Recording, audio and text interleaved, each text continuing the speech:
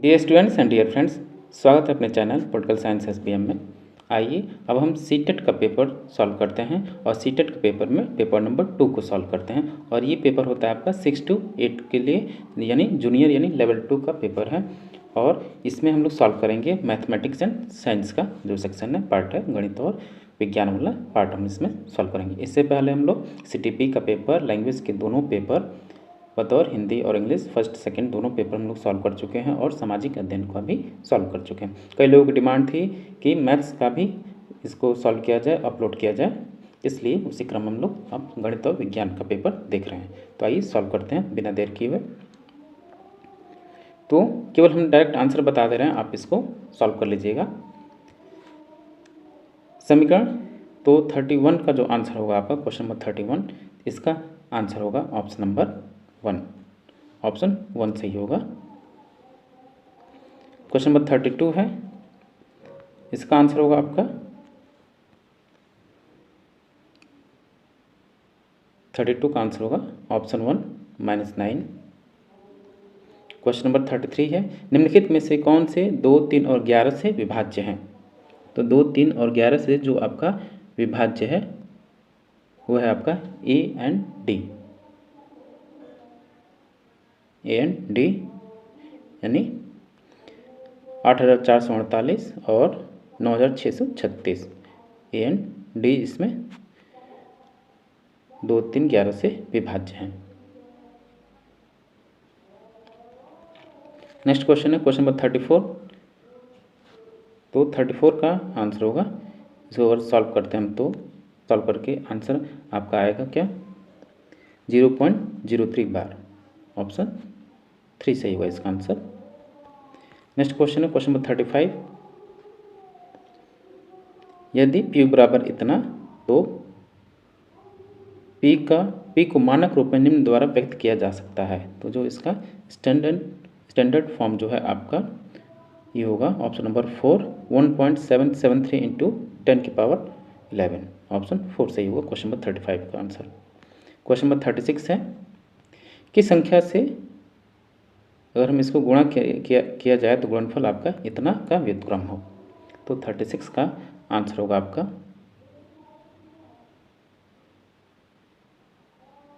Option number 4, 7/16 इसका answer होगा solve करने के बाद। क्वेश्चन नंबर 37 का आंसर होगा आपका, यदि इतनी वैल्यू है तो इसका मान क्या होगा। p + q - 2r का क्या आंसर होगा। तो 37 का आंसर होगा आपका 7। ऑप्शन नंबर 3 सही होगा, 7 सही होगा। क्वेश्चन नंबर 38 है, यदि a बराबर इतना, b बराबर इतना और c बराबर इतना तो आपको इसको सॉल्व करना है। p + q - r का क्या मान होगा। तो 38 का आंसर होगा आपका ऑप्शन नंबर 2, 8। ऑप्शन 2 सही होगा 38 का। क्वेश्चन नंबर 39 है आपका, किसी आयत का क्षेत्रफल जिसकी भुजाएं 176 सेंटीमीटर और 56 सेंटीमीटर है तो एक वृत्त के क्षेत्रफल के बराबर है। वृत्त की परिधि सेंटीमीटर में क्या है, तो अगर r बराबर हम इतना मान लें तो इसको अगर हम सॉल्व करेंगे तो इसका आंसर आएगा आपका आंसर नंबर 352 आंसर होगा इसका, सॉल्व करने पर आंसर आएगा। क्वेश्चन नंबर 40 है, विमाउंट 40 सेंटीमीटर 36 सेंटीमीटर और x सेंटीमीटर वाले एक ठोस घनाभ के पृष्ठ को ₹20 प्रति सेंटीमीटर स्क्वायर की दर से पेंट कराने की लागत 1032 है। तो x का मान क्या है। तो आपका 40 का आंसर होगा ऑप्शन नंबर 3, 15। क्वेश्चन नंबर 41 है, 41 का आंसर होगा आपका, यदि नीचे दिए गए आंकड़ों के बहुलक माध्यक और परिसर का माध्य क्या है। तो 41 का आंसर होगा आपका ऑप्शन नंबर 4, 13। क्वेश्चन नंबर 42 है, ABCD एक समचतुर्भुज है जिसमें एंगल ADB बराबर 25 डिग्री है, तब इसका मान क्या होगा। BAD माइनस एंगल ABC का मान क्या होगा। तो 42 का आंसर होगा आपका ऑप्शन नंबर 1, 210 डिग्री। ऑप्शन 1 सही होगा। क्वेश्चन नंबर 43 है, PQRS एक चतुर्भुज है जिसमें PQ बराबर PS है और क्यू बराबर आर एस है, तो इस चतुर्भुज के बारे में निम्नलिखित में से कौन सा कथन सत्य है? तो इसका एक ही कथन सत्य होगा कि इसके विकर्ण परस्पर लंब है, यानी its diagonals are perpendicular to each other. Option 3 सही होगा। नेक्स्ट क्वेश्चन है क्वेश्चन नंबर 44। आपको डाटा दिया गया है, फिर उसके आधार पर इसका आंसर देना है आपको। तो 44 का आंसर होगा option number 1 86.4 degree. Next question है क्वेश्चन नंबर 45। तो 45 देखिए आपका, किसी लंब वृत्तीय बेलन की लंबाई 1.2 मीटर है और इसका आयतन 462 सेंटीमीटर स्क्वायर है। बेलन का वक्र पृष्ठीय क्षेत्रफल सेंटीमीटर स्क्वायर में क्या है? तो 45 का आपका आंसर होगा ऑप्शन नंबर 4 2640 4 आंसर होगा। क्वेश्चन नंबर 46 है, यदि एफ वी और ई क्रमशः किसी त्रिभुजाकार प्रिज्म फलकों शीर्ष और किनारों की संख्याएं हैं तो निम्नलिखित में से कौन सा कथन सत्य है? तो इसका आंसर होगा option number 3 2f plus 3v 3 answer होगा इसका। 2f plus 3v minus 2e equal to 10 option 3 सही होगा। नेक्स्ट क्वेश्चन है क्वेश्चन नंबर 47। किसी त्रिभुजाकार पी क्यू आर भुजा पी क्यू पर एस एक बिंदु इस प्रकार स्थित है कि आर एस बराबर पी एस बराबर क्यू एस। यदि angle Q P R 15 degree है तो 2 P Q R minus P R Q का मान कितना होगा? तो 47 का आंसर होगा option number 3 60 degree. Question number 48 है आपका नेक्स्ट क्वेश्चन। 48 का क्वेश्चन देखिए, रेखा ए बी पर एक बिंदु P स्थित है तथा पी क्यू एक किरण इस प्रकार है कि angle P Q P A बराबर 7x और एंगल क्यू पी बी बराबर 5x, तब 8 माइनस एक्स 10 डिग्री का मान क्या होगा? तो 48 का आपका आंसर होगा 110 डिग्री, ऑप्शन नंबर 3 सही होगा। क्वेश्चन नंबर 49 है, 12,000 की एक राशि किसी निश्चित प्रतिशत वार्षिक ब्याज दर पर 1.5 वर्ष में रुपये 15,972 हो जाती है जब ब्याज अर्धवार्षिकी संयोजित होता है। वही राशि उतने ही समय में उसी ब्याज दर से कितनी हो जाएगी यदि ब्याज वार्षिक संयोजित किया जाए? तो इसको सॉल्व करने पर आपका आंसर आएगा 15,840 रुपये, यानी ऑप्शन 4 सही होगा 15,840। क्वेश्चन नंबर 50 है, जब एक दुकानदार वस्तु ए को 384 रुपये में बेचता है तो उसे 20% की हानि होती है, और जब वस्तु बी को 400 रुपये में बेचता है तो उसे 25% का लाभ प्राप्त होता है। यदि वह दोनों वस्तुओं को कुल मिलाकर 852 रुपये बेचे तो उसका लाभ या हानि प्रतिशत क्या होगा? पहली बात, अगर जब आप इसको सॉल्व करेंगे तो प्रॉफिट में आएगा, गेन में आएगा, और 6.5% उसको लाभ होगा। प्रॉफिट 6.5%, यानी ऑप्शन 4 सही होगा। क्वेश्चन नंबर 51 है, निरंतर और व्यापक मूल्यांकन यानी CCE continuous and comprehensive evaluation के लिए निम्नलिखित में से क्या सही है? तो 51 का आंसर होगा ऑप्शन नंबर 4, निरंतर और व्यापक मूल्यांकन में आकलन प्रक्रिया में पूर्व ज्ञान, समझने के स्तर और अधिगम प्रक्रिया का आकलन सम्मिलित होना चाहिए। ऑप्शन 4 सही होगा। क्वेश्चन नंबर 52 है, निम्नलिखित में से कौन सी गणित में एक अवधारणा मानचित्र की आवश्यकता या विशेषताएं हैं? क्वेश्चन नंबर 52 का जो आपका आंसर होगा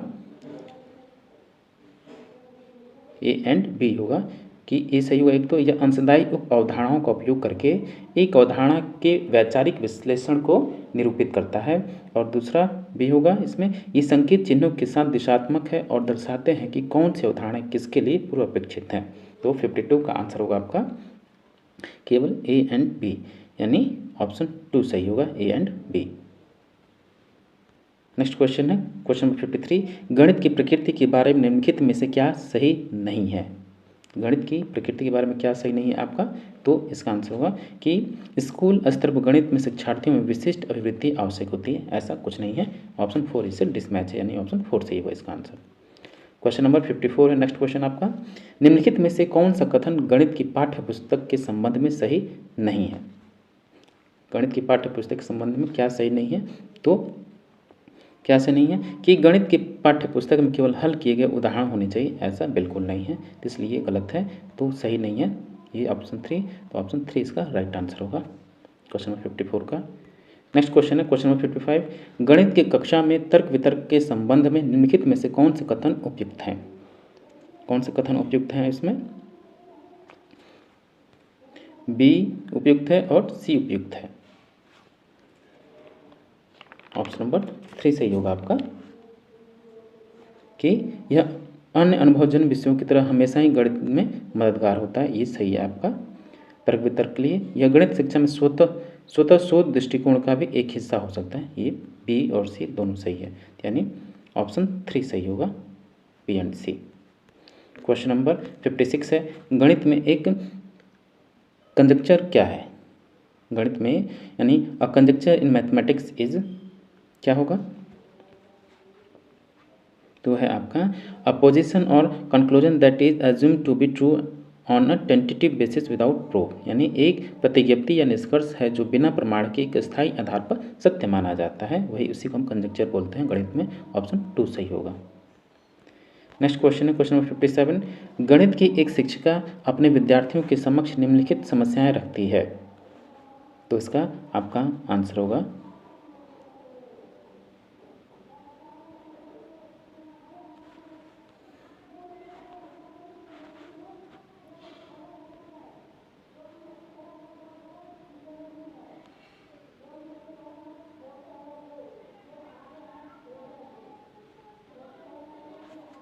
तो इसका आंसर होगा ऑप्शन 2, ए और बी एकात्मक विधि पर आधारित दैनिक जीवन की समस्याएं हैं, ऑप्शन 2 सही होगा इसका, 57 का 2 सही होगा। क्वेश्चन नंबर 58 है, कथन 6 के गुणज से एक कम या एक अधिक अभाज्य संख्याएं हैं, एक किसका उदाहरण है? तो इसका आंसर होगा कंजक्चर का, ऑप्शन 1 सही होगा कंजक्चर। तो डियर स्टूडेंट्स, ये 58 क्वेश्चन था और क्वेश्चन नंबर 59 है, एक बार और याद दिला दें आपको, ये सीटेट पेपर 2 है जो कि 20 अगस्त 2023 को संपन्न हो, उसी को हम लोग सॉल्व कर रहे हैं और खासकर इसमें गणित यानी मैथ के पेपर को हम लोग सॉल्व कर रहे हैं, यानी साइंस वाला सेक्शन सॉल्व कर रहे हैं। तो उसी का क्वेश्चन नंबर 59 है कि निम्नलिखित में से कौन सा गणित शिक्षण का सर्वाधिक उपयुक्त तरीका हो सकता है, यानी है गणित का जो सर्वाधिक उपयुक्त तरीका है शिक्षण का, तो वो है आपका अध्ययनकर्ताओं को उनकी विद्यमान क्षमताओं को विकसित करने के लिए प्रोत्साहित करना, ऑप्शन 2 सही होगा। Motivate the learners to develop their existing capabilities, option 2 सही होगा।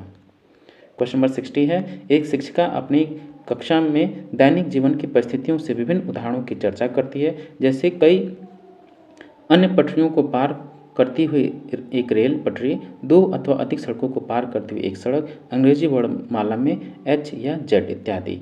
निम्नलिखित में से किस या किन अवधारणाओं का परिचय इन उदाहरणों द्वारा किया जा सकता है? तो किसका किया जा सकता है? एक तो आपका त्रियक छेदी रेखा यानी ट्रांसवर्सल जो आपकी लाइन है उनका, और समानांतर रेखा यानी पैरेलल जो लाइन है उनका, यानी बी और सी सही होगा इसमें, यानी ऑप्शन 4 सही होगा। तो डियर स्टूडेंट्स, ये था आपका मैथ्स का सेक्शन सीटेट पेपर 2 का, जिसको हम लोग सॉल्व किए। आप इतने आंसर मैच कर लीजिए कितने क्वेश्चन आपके सही हो रहे हैं। और एक बार रिक्वेस्ट है कि अब तक जिन साथियों ने चैनल को सब्सक्राइब नहीं किया, प्लीज़ आप चैनल को सब्सक्राइब कीजिए, और आपको कोई डाउट है तो कमेंट में ज़रूर कमेंट करें। मिलते हैं आपसे नेक्स्ट वीडियो में। और हाँ, लगातार वीडियो अपलोडेड हैं, बाकी अदर सेक्शन जो सीटेट का अदर सेक्शन अदर पार्ट है, खासकर CDP का हुआ है, लैंग्वेज का हुआ है, सोशल स्टडीज़ का, सबका आंसर की अपलोड किया गया है। आप चाहे तो चैनल पर विजिट करके देख सकते हैं। Thank you for watching. मिलते हैं आपसे नेक्स्ट वीडियो में।